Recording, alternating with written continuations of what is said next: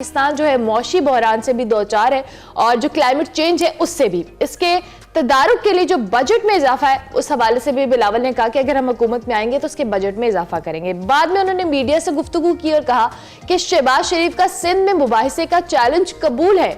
मियां साहब पता नहीं क्यों डर रहे हैं। बिलावल भुट्टो ने यह भी कहा कि मियां साहब जहां मुबाहिसा करना चाहते हैं आ जाएं, मैं बिल्कुल तैयार हूं। वाज़ेह रहे कि पीपीपी चेयरमैन बिलावल भुट्टो की जानिब से मुस्लिम लीग नून के जो कायद हैं नवाज शरीफ साहब, उनको मुनाजरे की दावत दी गई थी। इसका जवाब पे शहबाज शरीफ साहब ने अपनी एक ट्वीट में दिया था और फिर 3 हॉस्पिटल्स का रेफरेंस दिया था बिलावल साहब ने अपनी ट्वीट के अंदर और कहा था कि आप उनके सामने आके या थर में आके, उन्होंने कहा थर का मवाजना चोलिस्तान से कर लें या फिर गंबेट हॉस्पिटल का मवाजना पूरे पाकिस्तान के किसी हॉस्पिटल से कर लें। खैर ये तो बात है, ओबियसली इलेक्शन है तो ये हरारत तो देखने में आती है, लेकिन एक बात बहुत अच्छी है, वो कहते हैं बड़ी देर की मेहरबान आते आते, लेकिन कम से कम हमारे कायदीन को ये एहसास हो रहा है कि उनको नौजवानों से बराह रास्त बात करनी है। नवाज शरीफ साहब को भी करनी चाहिए। He is going to be the prime minister. I mean उनका इमेज इतना असल में तहरीक इंसाफ ने किया है, शटर किया है कि पब्लिक अपीयरेंस उनके लिए थोड़ी मुश्किल जरूर है, लेकिन आई स्टिल बिलीव कि लोग उनको देख रहे हैं, कितनी बड़ी तादाद में उनके जलसों में आ रहे हैं। तो आई थिंक नवाज शरीफ साहब को भी और दीगर जो कायदीन है, मरियम साहिबा नून लीग की, उनको भी बैठना चाहिए, नौजवानों के सवालों का जवाब देना चाहिए। बिल्कुल, मरियम नवाज तो काफी हद तक और क्योंकि कल जब बिलावल बैठे हैं यूनिवर्सिटी स्टूडेंट्स के साथ, तो आई बिलीव कि यूनिवर्सिटी स्टूडेंट्स को भी एक इमेज बहुत ज्यादा क्लियर हुआ होगा बिलावल के हवाले से, चूंकि उनके भी इमेज को लेकर तरह तरह की बातें की गई और ऐसे डेरोगेटरी रिमार्क्स भी बिलावल के हवाले से दिए जाते रहे इससे पहले। तो आई बिलीव कि इस हवाले से भी काफी हद तक तलबा को पता चला होगा कि they are talking to a sensible politician. और इख्तिलाफ करना या इत्तेफाक करना वो हमारा जाती हक है, जिससे भी हम करें, लेकिन मेरे ख्याल में सवाल जवाब और डिबेट बहुत जरूरी है, बहुत जरूरी है। इसी हवाले से जनाब हम बात कर लेते हैं, तजिया ले लेते हैं। दूसरी जानिब नवाज शरीफ साहब ने भी लाहौर में जलसे से खिताब किया और उन्होंने कहा कि जज एक एक करके रुखसत हो गए हैं, मैं बेकसूर साबित हुआ। वो जज भी चला गया जिसने 8 माह बाद चीफ जस्टिस बनना था, चोर की दाढ़ी में तिनका था, तभी इस्तीफा देकर चला गया, ऐसा नवाज शरीफ साहब ने कहा। नवाज शरीफ साहब ने जी उन्होंने कहा कि उनके लिए जो अवाम की मोहब्बत है वो यहाँ है। कभी कभी सोचता हूँ आम मुझसे इतनी मोहब्बत क्यों करते हैं। चीफ ऑर्गेनाइजर जो मुस्लिम लीग नून की है मरियम नवाज साहिबा, उन्होंने कहा है कि 8 फरवरी को कोई घर ना बैठे, ये ना समझे कि नवाज शरीफ को वोट देने वाले बहुत हैं। 8 फरवरी को 9 मई वालों को उठाकर पाकिस्तान से भी बाहर फेंक देंगे, उन्होंने ऐसा कहा। नवाज शरीफ और नून लीग का मुकाबला किसी सियासी जमात से नहीं है। वो किसी को पाकिस्तान से बाहर भेजना चाहती हैं। उन्होंने कहा फेंक देंगे। If it is so, इस पे हमने बात करनी है। हमारे साथ इस वक्त प्रोफेसर ताहिर मलिक साहब हमें ज्वाइन कर चुके हैं, उनसे हम बात करेंगे। साहब thank you very much and good morning. कैसे हैं आप? ठीक ठाक हैं?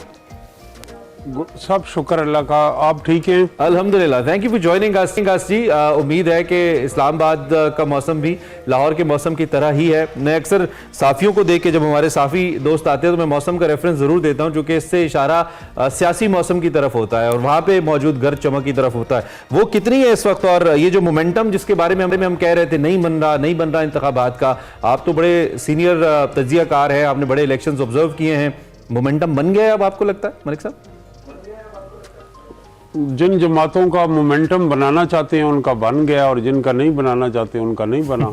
तो मोमेंटम जो है वो क्लॉक वाइज और एंटी क्लॉक वाइज है, यानी वो हमें एक इस तरह लग रहा है जिस तरह भी आपने बयानात बता रहे थे मियां नवाज शरीफ के, तो उस वक्त मैं कॉलेज में पढ़ता था और ये जो आज इस तरह की वो मोहतरमा बेनज़ीर भुट्टो के खिलाफ करते थे कि हम इन्हें बहरा अरब में फेंक देंगे, इन्हें बाहर निकाल देंगे। तो 40 साल की सियासत फिर हमारा दायरों का सफर ही है, कुछ नहीं बजाय ये कि सियासी तकसीम कम हो, मुल्क आगे बढ़े और इस मुल्क में रिफॉर्म्स हो, आम आदमी की मुश्किलात कम हो, उठा के बाहर फेंक देना। ये मलिक साहब आपको नहीं लगता कि हमारे जो पाकिस्तानी है, जो हमारा वोटर है, वो भी इतनी ही अब सख्त बातें, उसको भी हमने ऐसे उसका दिमाग बना दिया कि लोग भी सख्त बातें सुने सिवा आगे नहीं बढ़ते। जो ज्यादा शोला बयां हो, जिसे कहते हैं ना ज्यादा झाग निकले मुंह से बात करते हैं, मुहावरतन कह रहा हूं, वो ज्यादा अपील करता है लोगों को, यार है बड़ी खरी गल करता है, बड़ा लाउड है, ये लोगों को ऐसा लगता है। ऐसा नहीं आपको फील होता?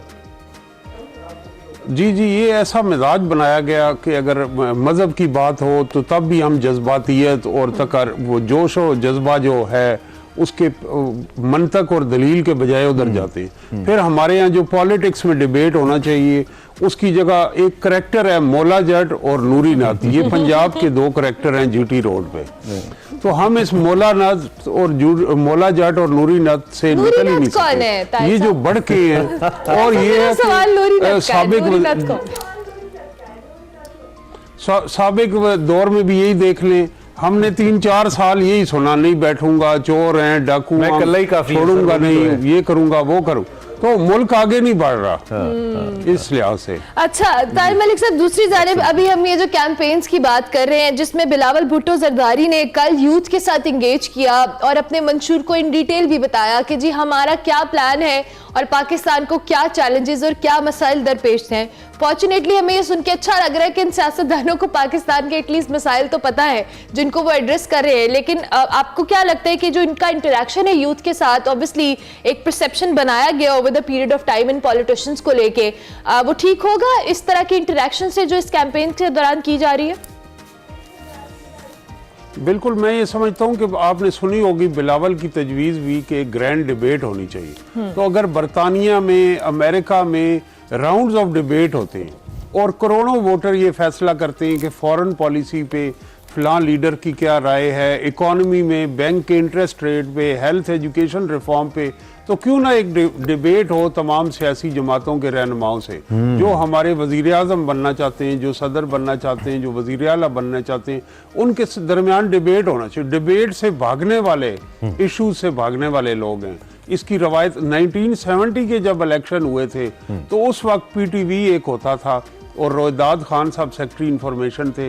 उन्होंने तमाम जमातों के सरबराहों को एक मौक़िफ़ दिया, एक डिबेट कराई जिसमें जुल्फ़िकार अली भुट्टो और दीगर रहनुमा अपोजिशन सारी जमातों के, मुजीबुर रहमान आए और करोड़ों वोटर ने अपना माइंड बनाया।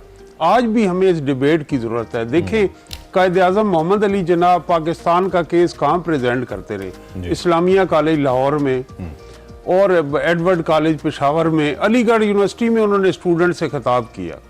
तो आपकी एक सियासत वो है जो आप जलसों में, स्क्रीनों में कहते हैं, दूसरा आपको किसानों के पास जाना चाहिए, मजदूरों के पास जाना चाहिए, और यूथ है हमारे, यूथ के साथ आप इंटरेक्ट करते हैं तो आपको उससे बड़ी इनसाइट मिलती है।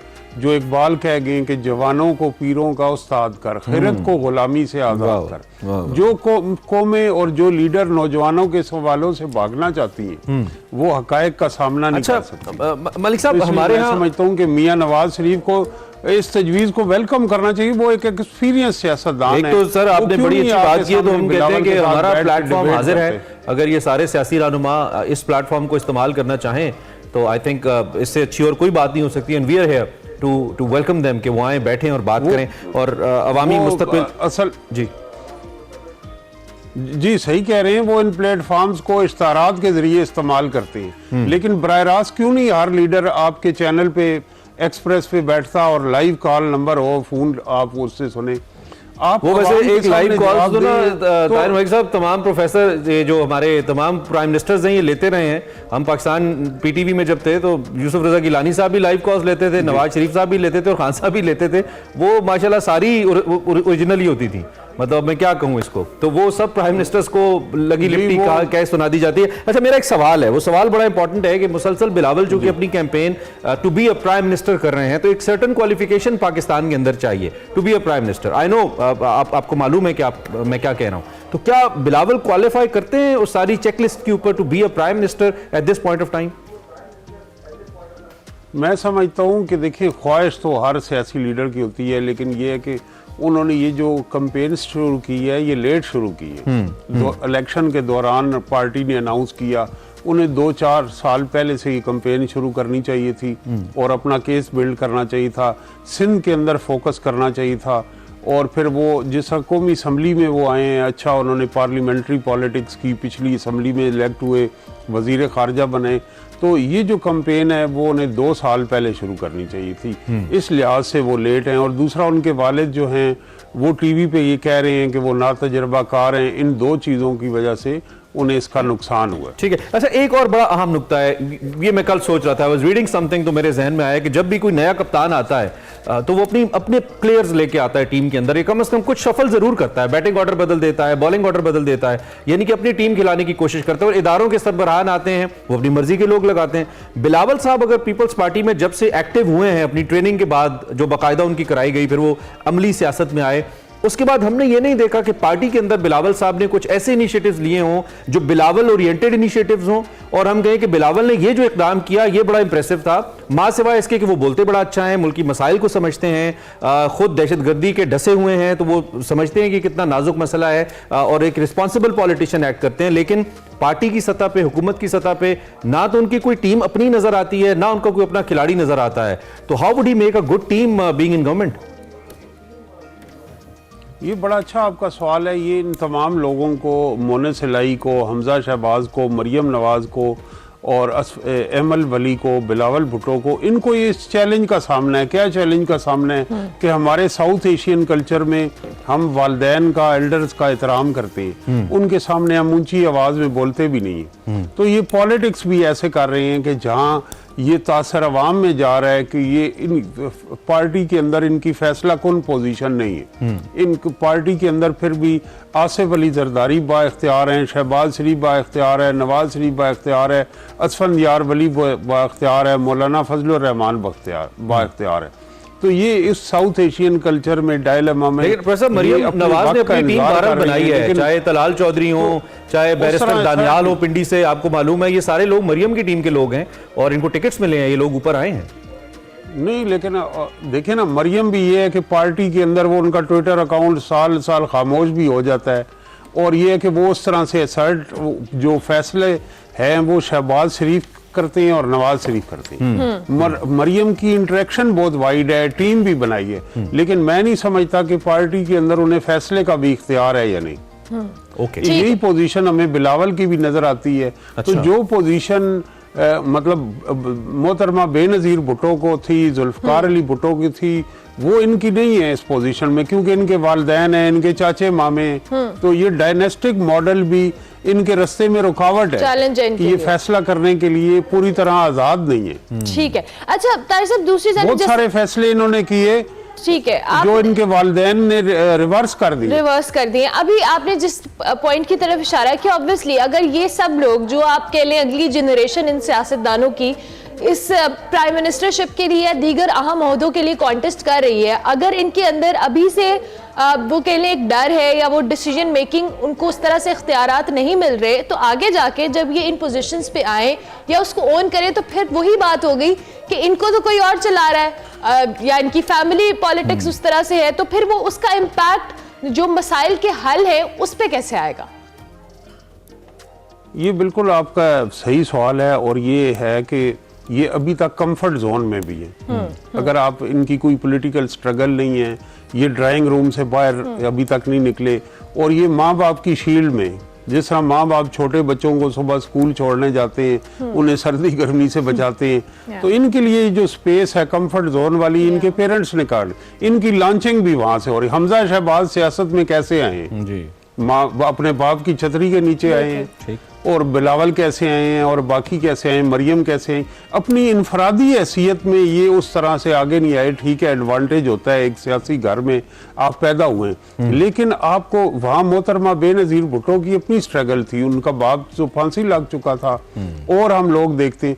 तो ये अभी तक ये जो है इस कंफर्ट जोन में, जहाँ से इन लोगों की लॉन्चिंग हो रही है एक ऊपर के लेवल से, नीचे कोई इनकी एक ऐसी सियासी जदोजहद ऐसी नहीं है कि और अवामी सियासत का ऐसा ये इतना अहम नुकता है। एक वक्त था अपने आप को सर्ट कर जी, एक वक्त तो फिर साहब आप मुझसे बहुत बेहतर जानते हैं कि जो कॉलेजेस होते थे, यूनिवर्सिटीज, ये नर्सरी थी, अच्छी एक पॉलिटिकल लीडरशिप ऊपर आती थी, और आज जितने भी लोग कलीदी ओहदों पे पॉलिटिक्स कर रहे हैं, इनका कहीं ना कहीं ये जो तलबा तंजीमें हैं सियासी, इनसे इनका ताल्लुक रहा है, जो स्टूडेंट पॉलिटिक्स होती थी, उसका बड़ा रोल रहा है। अभी जो मंशूर हमने देखा है नून लीग का, उसमें उन्होंने रिवाइवल की बात की है, ये जो स्टूडेंट्स पॉलिटिक्स है, और उन्होंने कहा है कि हम इसको रिवाइव करेंगे। आप इस नुक्ते को कैसे देखते हैं? क्या ये जरूरी है ग्रॉस रूट लेवल से पॉलिटिशियंस के ऊपर आने के लिए? क्योंकि जब ये बन जाते हैं स्टूडेंट तलबा ऑर्गेनाइजेशंस, तो फिर इनका गलत इस्तेमाल भी होता है, ये गलत मकासद के लिए भी इस्तेमाल होती हैं।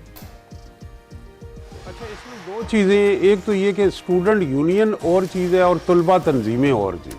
अब स्टूडेंट यूनियन इलेक्टेड बॉडी होती है, हार्वर्ड, ऑक्सफोर्ड, कैम्ब्रिज में भी है, और तंजीमें वो हैं जो सियासी पार्टियों से वाबस्ता हैं, जहाँ मजहबी और फिरका वाराना और सियासी जमातें अपनी स्टूडेंट विंग्स बनाती हैं, उनके अंदर वायलेंस भी आ जाती है। तो हमें स्टूडेंट यूनियन की ज़रूरत है। ठीक।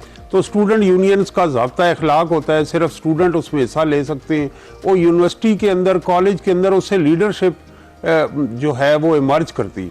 हम लीडरशिप पे कैसे इन्वेस्ट कर सकते हैं, इन स्टूडेंट यूनियंस के जरिए कर सकते हैं। और ये सियासत की नर्सरियाँ भी थी, इनका जब हमने गला घोंट दिया, ट्रेड यूनियन का, स्टूडेंट यूनियन का, तो मिडिल क्लास के लिए हमने एंट्री बैरियर्स लगा दिए। तो इसकी बड़ी ज़रूरत है। आप ये परफॉर्मेंस देख लें कि जो लोग स्टूडेंट पॉलिटिक्स से आए हैं वो मिडिल क्लास लोग थे, और उनकी पार्लियामेंट में जो परफॉर्मेंस थी बेहतर थी। वो रजा रब्बानी हो, मुनव्वर हसन हो जमात इस्लामी के, वो सिराजुल हक हो, बिल्कुल, और वो जावेद आशमी हो, वो परवेज रशीद हो, ये लोग जो हैं जहांगीर बदर हो, लियाकत बलोच हो। तो इसलिए हमें इनकी ज़रूरत है। लेकिन हमारी सोसाइटी को डीपोलिटिसाइज कर दिया है। जनरल ज़ियाउल हक के वक्त इन पे पाबंदी लगी और सियासत को गैर नजरियाती बना दिया गया। तो सोसाइटी को पोलिटिसाइज करना होगा और सियासत को नजरियाती बुनियादों पे उस्तवार करना होगा। ठीक। इसके बगैर कोई शॉर्टकट नहीं। बिल्कुल ठीक, बिल्कुल ठीक। भाई साहब, थैंक यू वेरी मच, आप तशरीफ लाए, आपने वक्त दिया और अहम मामलात पे आपसे गुफ्तगू रही।